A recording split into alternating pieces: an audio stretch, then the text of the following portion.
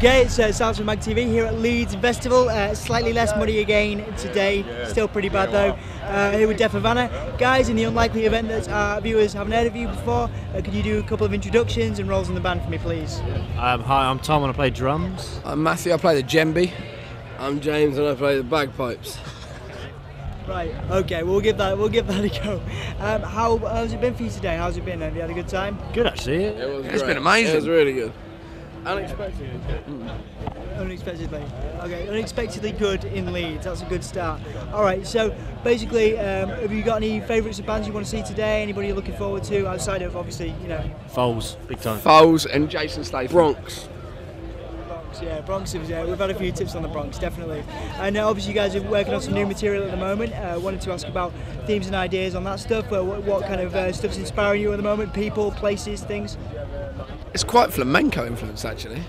Very well. Flamenco. Stop me, stupid.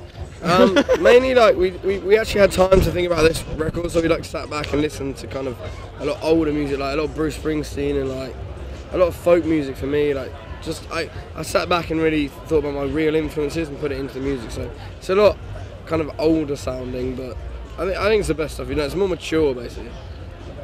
I read you guys like to sort of tell stories with the stuff that you make. What kind of stories? Have you got a concept of story that you want to tell with this album, with the new stuff? No, not a concept for the album, but just like songs are. I have to write songs about, like lyrically, I have to write them about stuff that's actually happened to me. So like stories about other people or about me or whatever. Like I can't just write lyrics. I have to think of like something that's happened to me that I can write them about. If you know what I mean? So it's more like folk and country lyrics where it tells a story.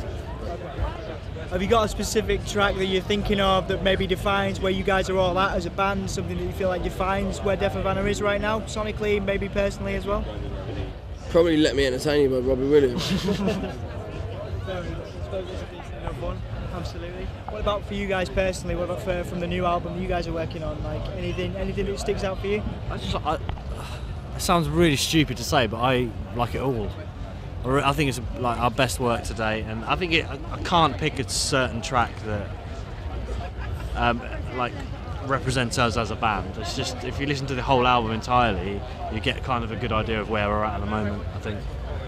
If I had to pick one song, it'd probably be the last song on the album, Caro Padre, because that is it's a really soul-influenced song, and there's so many different influences. It's not just a straight-up rock song, and there's loads of different things going on. And for us, that is we just like expanding musically and creatively to get as much as and personnel-wise, as you can probably guess, as much of the stuff we love into a song, and that has got so much of it for me because it is very diverse for one song, especially for a band like us. I mean, it's really cool. Okay, and in terms of like, you guys have, there's been a lot of changes happened to the band over your history. You've had a lot of things happen to you as well. So we wanted to ask how you guys have all developed through the music that you've made with the band. You know, since you first started out, how do you feel like the music's kind of have you kind of grown and developed as musicians with the music, and also personally as well, working with each other? Definitely, I think so. Anyway. I've certainly got more comfortable in the role of a frontman. Like when I first was pushed into the position, I didn't like it, I hated it. But now I feel like I can walk on stage and be comfortable in what I'm doing. So for me, that's the biggest change, because that was something I never thought would happen. Because I always just I started a band because I wanted to be a guitarist. I didn't want to be a singer really. But I don't know. Every cloud. We're better friends now. We work better together. We work better musically together as well. Cool. Well, moving on to location-wise, obviously we're Yorkshire-based, and obviously we do a lot of stuff in Leeds. You guys have got a particular affinity with the area. You play Slam Dunk a lot as well. Obviously, big favourites of that festival. How do you feel like playing? Is it important for you guys to play, smaller areas? I suppose Leeds is quite a big city, but you also play York and areas like that as well up north. How important is it to do those sort of gigs outside of the bigger cities like Manchester and London for you guys? I think it's very important. I just want as many people to hear this album as possible, and if it means going and playing smaller shows in smaller cities. I mean, Scunthorpe's great. Yeah, I mean, Cleethorpes. Clitheroe is a good place. Skipton. Yeah. Really, I've never. Right. I've never heard that. I do think it's important to take your music as far as you can and make as many people hear it as possible. So it is important to do smaller cities as well. So.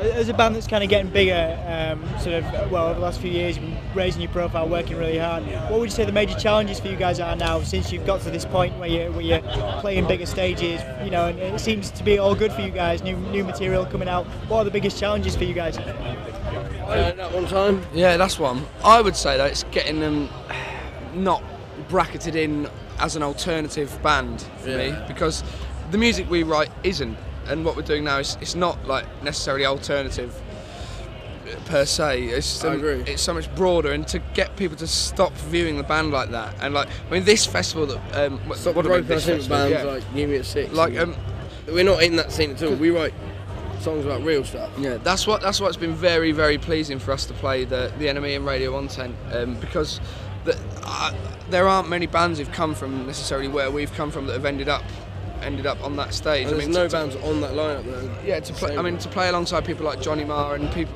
Diamond like D. bands like Palmer Violets as well, who talked about all the time in the press. I mean, that's very, very different for us, and I think that's an important step for us to make. Bullshit though, we had a big crowd then. Yeah, that's true. It means nothing, it just means people that are important talk about them loads. They don't talk about us, but when it comes to gigs, way more people are there to see us, way more people That's see the us. thing though, that's the thing that it does wind me up a little bit. We've never ever, as a whole band, been on the front cover of any magazine, yet we're about to sell out the Roundhouse in London. And it blows my mind a little bit, to be honest. Shows that real music eventually does come through. Which is Honesty important. eventually does come for us through. to show. Yeah. Testament to our work as well. Moves on nicely to my next question. You can probably give that a plug as well. But what are your plans for the round up. next? Yeah, what are the plans for the next rest of the year in 2014 that you can tell me?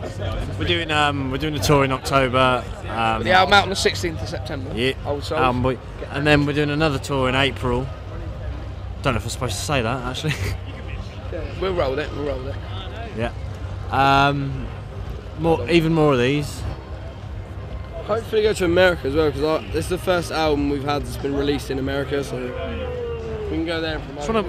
I want to get this album, like I said, to as many people as possible. Like, I want to go to America, I want to go to Australia, I want to tour England a lot, and Germany, and not Digi-Booty. Yeah, I just want as many people to hear as possible. So. Just get around. That's good. Well, last question is a bit of a random one. Again, for the people that haven't heard of you guys before, if you could come up with a Frankenstein's monster for the Deaf Havana sound. So, okay, the head and the legs of a certain band, certain artists that you admire, influences, people that you love. And what's the Frankenstein's monster for the Deaf Havana sound? Taylor Hawkins' arms, I'll be honest. Jim Morrison's balls.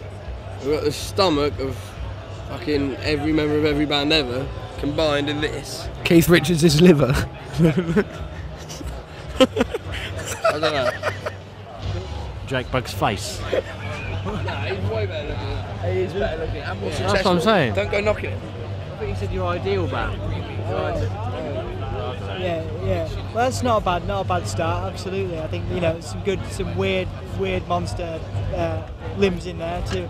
Okay, so for the Deaf Havana fans that came to see you guys today, what are your festival tips? Obviously, it's towards the end now anyway. But for future, what are Deaf Havana's festival tips? Pack for this specific one. Pack wellies. Don't watch J-Bug. Have a couple of beers. That's about it, really. Don't do forward rolls in the mud. Yeah. All of the above twice. Yeah. I don't know. Can't beat that really, can I? No. Nice. Well, thank you very much for your time. Thank you.